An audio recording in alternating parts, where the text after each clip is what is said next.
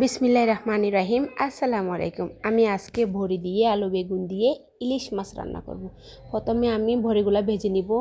আমি বেশ খানিকটা বড়ি দিয়েছি, এগুলো একটু লাল লাল করে ভেজে নিব। ভাজার উপর ডিপেন্ড করে বড়িটা কেমন স্বাদ হবে।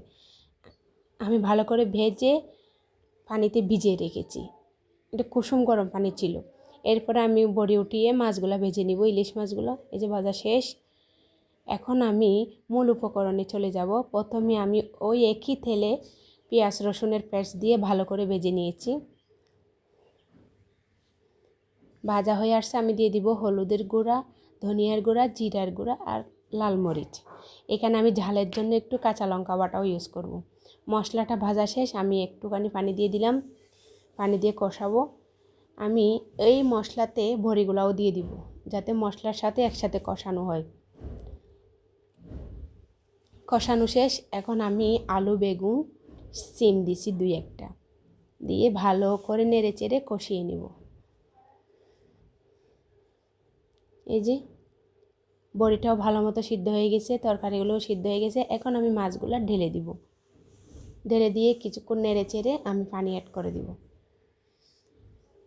দিয়ে দিলাম পানি।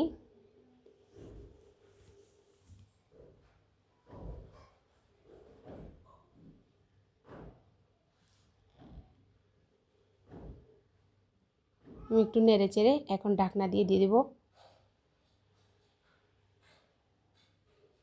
একদম শেষে গিয়ে কয়েকটা ওরা টমেটো দিব। ঢাকনা দিয়ে দিলাম। আমি অনেকক্ষণ অপেক্ষা করছি।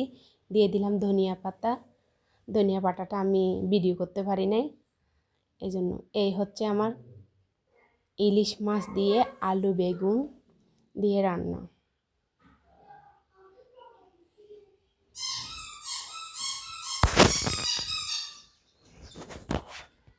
কালারটা দেখতে যেমন সুন্দর হয়েছে, রান্নাটাও তেমন টেস্ট হয়েছে। এদিকে আমি আবার আরেকটা সবজি দিয়ে সরপুরি রান্না করেছি। ওই মাছটা আমি ভাজি নাই, ডিরেক্ট রান্না করে ফেলছি। বেশি করে বিচি দিয়েছি, প্রায় 1/2 কেজির মতো বিচি দিয়ে দিয়েছি।